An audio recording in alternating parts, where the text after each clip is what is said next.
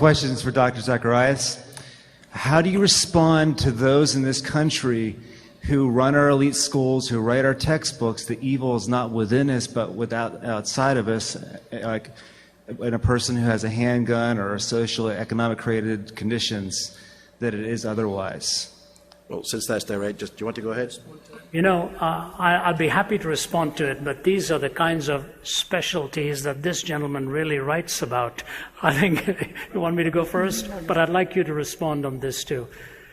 Give the question a bit of a pointed edge here. I think I'm hearing what you're saying, but how do you respond to a culture that is saying the evil is outside of us and not inside us? Yes. It seems my vague or little perspective of the universities, those who write all the textbooks that end up in our elementary education schools do not hold a Judeo-Christian worldview anymore, and that our evil is, like President Obama said, it's in the streets. It's people who are poor because of people oppressing them, not so much something that comes from within a person.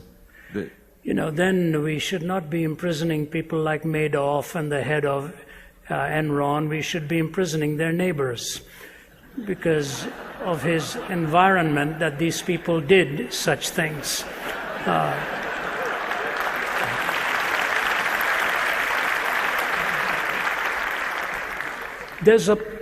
These things have partial truths in them, and I said it in a bit of a flip off the cuff manner, and what they're really trying to say is that we are oftentimes a product of our environment.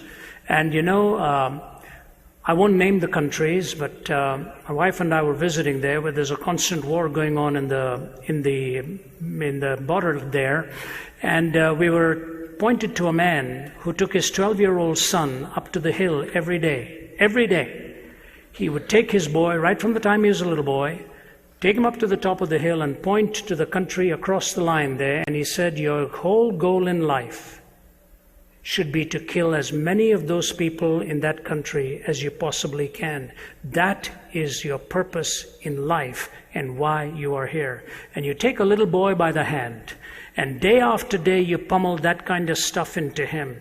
And then he wraps bombs around himself and blows himself up one day. You can see what they did with a young mind like that they ultimately radicalized and influenced and controlled.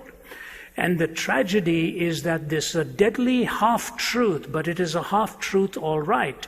It is your environment and your upbringing has an awful lot to do with this. And so you watch the movies in our time. Look at the impact pornography has taken on this culture. I'm dealing with it with young men all the time as I travel, and it is a horrific thing to be trapped by, because what it actually does is destroy personhood in the process and makes you pursue a feeling rather than even a person, because no one person can ultimately bring you the happiness. It's a feeling that you're in search of, and it'll never be parked in that feeling all the time. So the environment that is conditioning our minds is taking a heavy toll. But what is conditioning the environment? Are these minds also cumulatively just the product of all kinds of ideas? Does nobody ultimately have to take any responsibility? There was a great case in India recently, and in that case the head of a large IT company, one of the largest, which is actually called Satyam, which actually in that language means truth. But they were fudging on their books, they were cheating in billions of dollars. And finally he was caught, and he's in jail now. And here's what he said: my problem is this: I was riding this tiger of deceit for so long, I was afraid to get off lest it eat me up. It was not his environment. It was what he had chosen to do. So ultimately we have to have responsibility individually, not just blame the society on it. Otherwise, next thing you do, you're pushing your neighbor off a cliff because your mother didn't let you push your oats off your tray when you were a little boy, or something like that. This kind of ad infinitum reasoning, if you take away responsibility, you actually take away the possibility of any court of law dealing with any act in any nature if it is always someone else's fault. You have to ultimately have evil explained, and it is on the outside because it is on the inside first. It did not come on the inside from the outside. All that is within you is evil, and all the list that God gives to us comes from the heart of man. That's what really defiles. Any thoughts on that, Oz? What you're describing is the fruits of the 18th century Enlightenment, which doesn't believe in evil, doesn't believe in sin or responsibility, so looks to things like more psychology, better politics, higher education, and this will solve the problem. And clearly, 20th century evil has blown a huge hole in that. Now, when you meet people who still believe in it, I think this is the way to approach them. They have never met real evil. Let me give you an example. The great poet W.H. Auden came to faith through meeting evil. He was a socialist, an atheist, and a left-wing radical who'd fought on the Republican side in Spain in the Civil War, came to America to escape Nazism.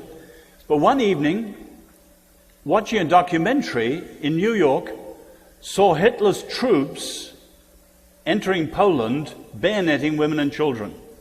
And most of the German audience were on the side of the Nazi stormtroopers and cried out in the darkness, kill them, egging them on.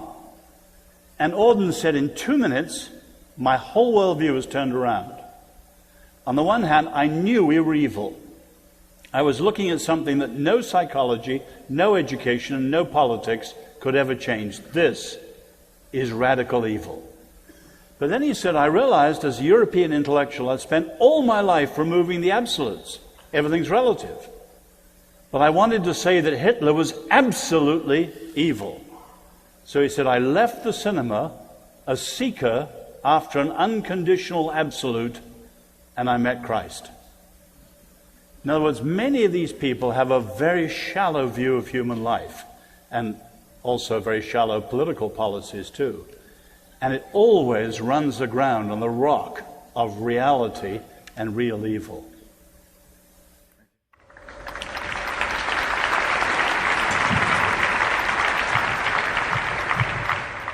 Yes, your man.